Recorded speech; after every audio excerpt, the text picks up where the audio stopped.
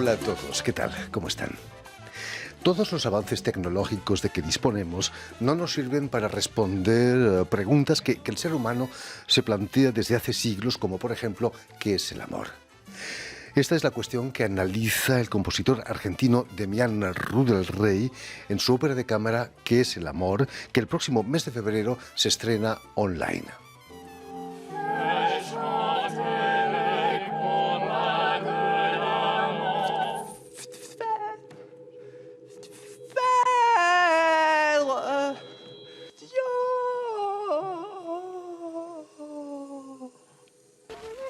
Mais vous avez, souvenez-vous, je vais mourir.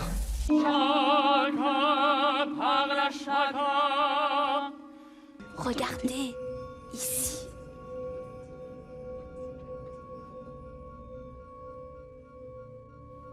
Y para hablarnos de esta ópera y de su trayectoria en el mundo de la creación musical, Demián Rudel-Rey ha sido tan amable de volver hasta nuestros estudios. Muy buenas tardes, Demián. Buenas tardes, Jordi. Y sobre Gracias todo, de nuevo por la invitación. No, gracias a ti por haber hecho el esfuerzo de venir hasta nosotros desde Lyon. No está Lyon. mal, no está mal. Permíteme que recuerde a nuestros oyentes que has nacido en Buenos Aires y que vas a realizar tus estudios musicales en la Universidad Nacional de las Artes. Pero es cierto que empiezas tu carrera de compositor creando música para videojuegos o pequeños documentales. Exactamente, sí. Mi primer acercamiento a la composición fue haciendo música para videojuegos y cortometrajes. Empecé a trabajar en una empresa, en una pyme, en una pequeña empresa en donde nos dedicamos a eso. Y yo en ese entonces hacía la carrera en guitarra clásica en el conservatorio, y al mismo tiempo una escuela privada era jazz y tango. O sea, tenía el lado clásico y el lado de la improvisación, el lado de la música popular. Y después de haber hecho ya bastantes trabajos con esta empresa de videojuegos, me dio ganas de ir más allá y empezar a estudiar composición. Tú eres el único compositor de la empresa, imagino, ¿no? No, éramos dos. Y era muy gracioso también trabajar con él porque, nada, eran horarios súper raros, ¿viste? Capaz empezábamos a las 10 de la noche y terminábamos a las 6 de la madrugada porque teníamos que hacer muchos trabajos que se nos juntaban. Y también hacíamos lo que es el diseño sonoro, así que estábamos tal vez a las 4 de la mañana con ollas y cosas raras para hacer los sonidos del videojuego. Y nada, esa experiencia fue muy buena para mí. Fue un trabajo muy ecléctico, imagino que para los videojuegos escogíais músicas adecuadas, era muy variado, ¿no? Claro. Lo que es música para videojuegos uno tiene que adaptarse estilísticamente a lo que pide el cliente, y tal vez todo lo que es videojuegos de ciencia ficción es ahí donde uno podía explorar un poco más, inclusive con el diseño sonoro. Uno a veces se acercaba a lo que es la música electroacústica, acusmática, si bien no es eso exactamente, pero uno ya empieza a ver cómo funciona ese tipo de exploración. No está muy lejos, ¿no? Tampoco. No está muy lejos. ¿No? Precisamente vas a entrar en contacto con la música contemporánea en el 2014, cuando trabajas como intérprete en el Colón de Buenos Aires en una ópera, La vendedora de fósforos, del compositor alemán Helmut Lachmann. ¿Pudiste trabajar directamente con él para la concepción de esa ópera? En ese proyecto yo lo que hacía, porque Lachmann escribió una parte que era para unas grabaciones fijas, en donde había que manejar el volumen, activar, desactivarlo, y en mi caso era ruido blanco, básicamente. Y tenía quintillos, tenía figuras rítmicas que tenía que respetar activando el ruido blanco. Y era de a dúos. Entonces fue un trabajo más bien de intérprete, como si fuese un músico, como una especie de DJ, pero con ruido blanco. Cuéntanos, ¿qué es el ruido blanco para la gente que no lo sepa? El ruido blanco es cuando, por ejemplo, una tele no tiene señal y se escucha el shhh, simplemente ese tipo de sonido súper complejo. Bueno, en la ópera había cada tanto momentos donde eso se activaba, se desactivaba, interactuaba con los músicos, y el que dirigió fue Baldur Brøgnemann. Nada, fue una experiencia increíble. Lachmann, una persona súper gentil, súper amorosa, y Baldur, un director genio. Él es suizo, creo, pero fue director en Latinoamérica, entonces hablaba muy bien español, así que fue un trato muy... ¿Fue Lachmann lo que te llevó a componer tú mismo? No, ya tenías idea. Fue un poco antes, fue en el 2010. En 2010, Y una de las obras, bueno, las primeras obras que me marcaron fueron Stravinsky, ¿no? Eso cuando era mucho más chico. Pero recuerdo que por 2010 empecé a conocer todo lo que es la música de Gerard Griset, de Tristan Murail, y creo que fue eso lo que más me impactó. Y rápidamente empecé a escuchar compositores argentinos que vivían en Francia y que también me fascinaron rápidamente. Por supuesto. Ahí en el Centro Cultural Kirchner, en Buenos Aires, vas a trabajar con un compositor ecuatoriano, Mesías Maihuasca, en una ópera con un solo actor, Exactamente. que se llamaba La Celda, si no me equivoco. La ópera llamada La Celda, exactamente. Una ópera para un solo actor, donde había constantemente un video y electrónica. La pieza tenía una versión para un ensamble también, pero también una versión puramente electroacústica, electrónica, con video. Y ahí el trabajo que hice fue más bien de una suerte de técnico audiovisual, era sincronizar cuando el actor llegaba a cierto lugar, pasar de un video a otro y entrelazarlos con dos videos. Fue un trabajo más bien, podríamos decir, técnico. Técnico, pero delicado. Pero como, musical al claro, final porque, digamos, los puntos de referencia, si uno no era músico, iba a ser complicado. con la responsabilidad de un solista, ¿no? Exactamente, sí. Ambos compositores, tanto Maihuasca como Lageman, son de la generación de antes de la guerra, los que rompieron los moldes de la música contemporánea en los años 60. Se puede continuar rompiendo moldes en el siglo XXI. ¿Quedan moldes para romper todavía? Es una buena pregunta. Yo considero, es un punto de vista en realidad que tengo, es que estamos en un momento de síntesis, tal vez, es lo que yo siento, o al menos es también lo que busco yo en mi música, intentar llegar a una síntesis, y tal vez sea ese en este entonces, esa idea de romper el molde. En nuestra, Después, no sé, es una sensación muy personal. nuestra sociedad tiende hacia un cierto conservadurismo. En música no ocurre lo mismo, se vuelve quizás a la melodía, a lo armónico, a lo tradicional, ¿o no? Depende del compositor, depende de las inquietudes estéticas y las necesidades que tenga a nivel sonoro también. Pero ya no es un pecado volver a la melodía. Depende para qué compositor. Hay algunos que ya entramos en una pelea estética, hay algunos compositores que realmente lo toman como algo personal y yo considero que está bueno la pluralidad de voces y escuchar, digamos, porque uno puede llegar a encontrar algo tal vez por un camino que uno cree que no es el indicado y tal vez uno termina encontrando algo que uno no esperaba. Por supuesto.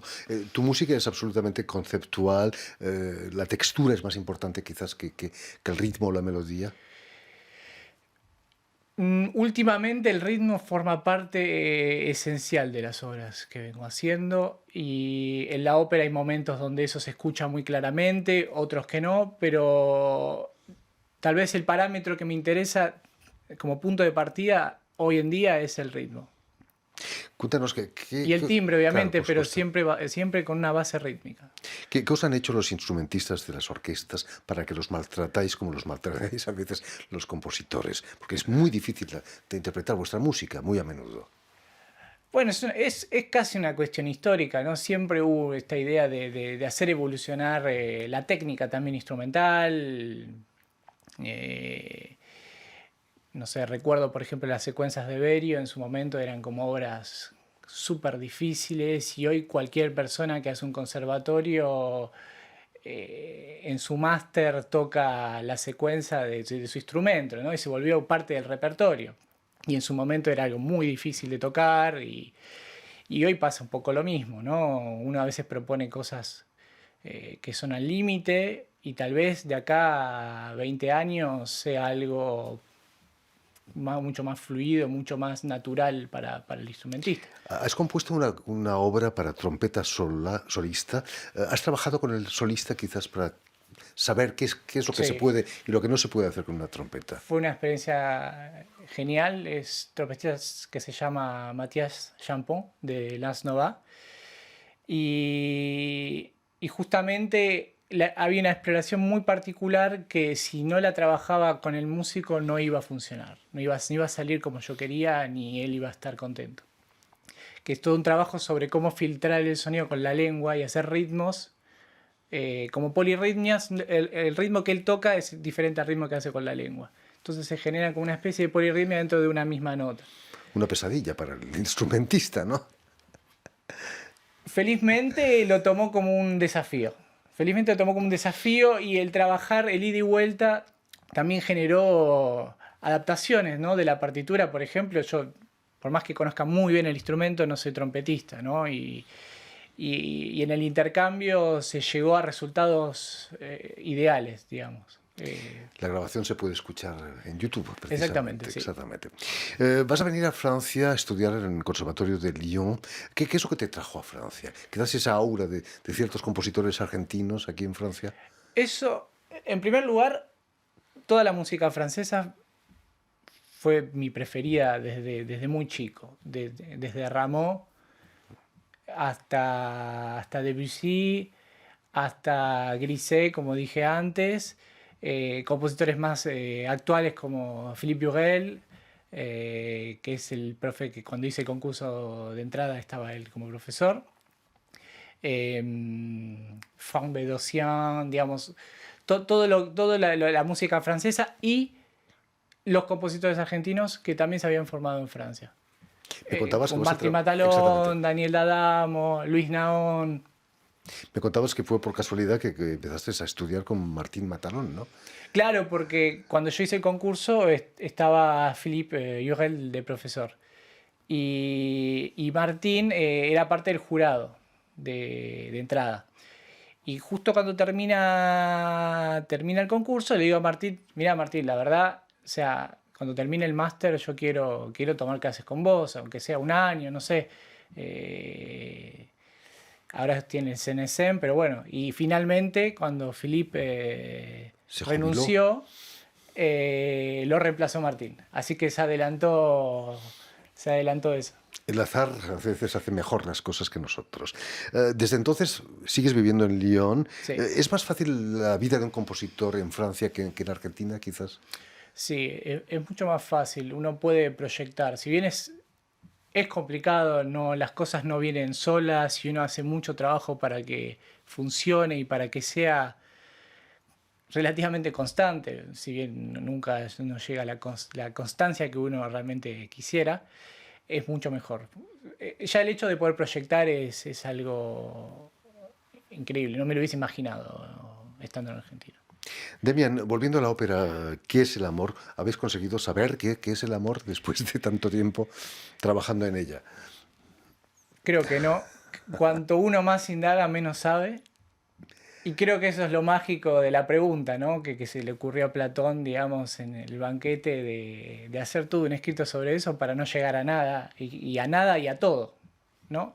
Y que al mismo tiempo son puntos de vista, ¿no? Que es un poco lo que se ve en la ópera, ¿no? Un personaje que habla de los andróginos, de ese ser antes del hombre que era dos, podía ser hombre, hombre, mujer, mujer, mujer, hombre, y que después fueron divididos.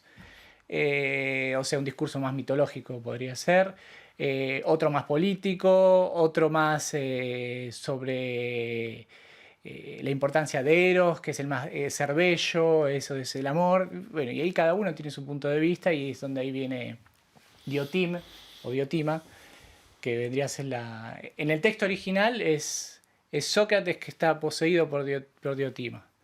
Nosotros, bueno, no sé si sigo con eso, pero nosotros decidimos, para adaptarlo un poco a la época, que ya que hay un personaje femenino en el texto, no hacer que un personaje masculino sea poseído por ese personaje, sino hacerlo real.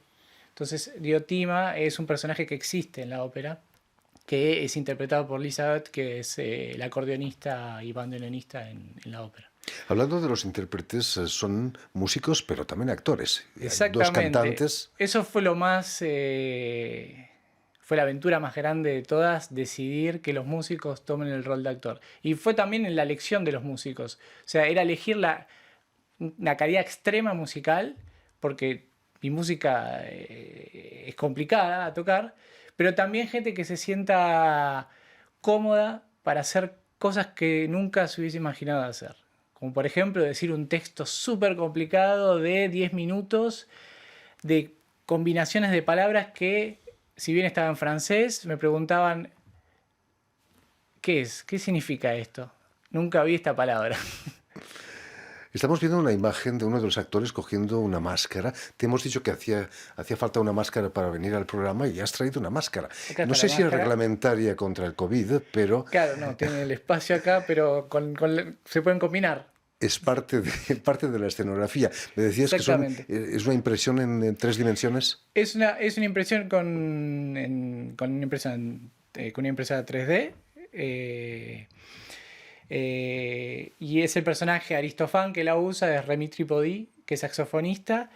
Y de hecho, la idea desde el principio que teníamos era que en el video que se proyecta durante que los actores hacen sus escenas, se ven objetos un poco abstractos, bueno, una máscara rara, media con estos polígonos.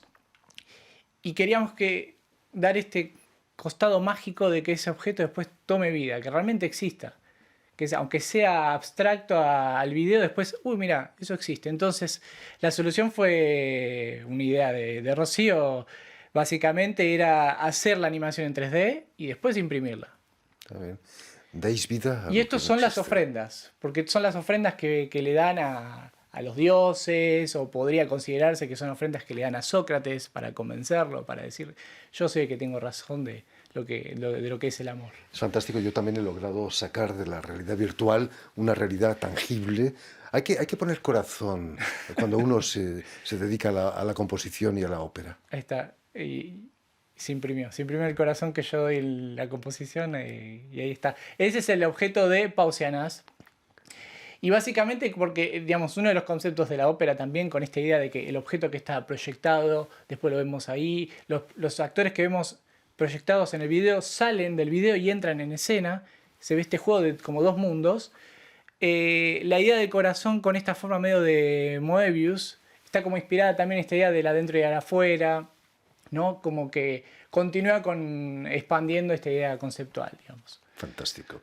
Por cierto, estrenasteis la obra para profesionales en el mes de abril. ¿Cómo reaccionó la crítica, por ejemplo, que vino a veros?